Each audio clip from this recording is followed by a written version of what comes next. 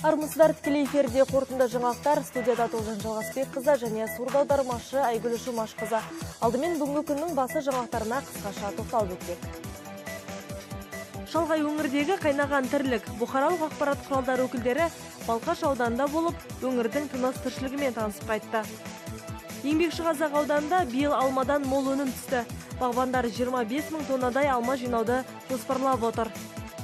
Қазақстан Еуразия жүрегі. Осындай атаумен бүгін Талдықорғанда Орта Азия мемлекеттері театрларының 6-шы халықаралық фестивалі басталды.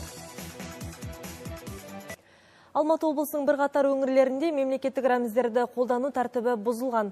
Балқаш, Талғар, Қарасай және Жамбыл аудандарында осы күнге дейін мемлекеттік рәміздерді ауыстыру және жою жөніндегі тұрақты комиссия құрылмаған. Бұл мәселелер бүгін Алматы облысы әкімінің орынбасары Бақтияр Өнербаевтың төрағалығымен өткен мемлекеттік рәміздер жөніндегі облыстық комиссияның отырысында талқыланды. Жиын барысында аталған аудан әкімдерінің орынбасарлары жіберілген кемшіліктер жөнінде баяндады. Жалпы қадағалаушы ведомство өкілінің айтуынша өңірлерде мемлекеттік рәміздердің стандарттарына қатысты айтарлықтай кемшілік жоқ. Алайда орнату және қолдану тәртібі бойынша жиі қателіктер кездесіп жатады.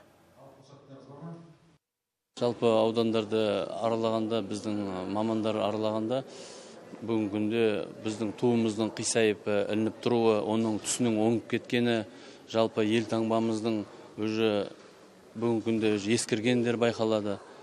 Оның түнгіде үкіметтің ғимаратында жарық түсу деген стандартқа сәйкес болмауы, сондай бүгінгі күнде байқалынады.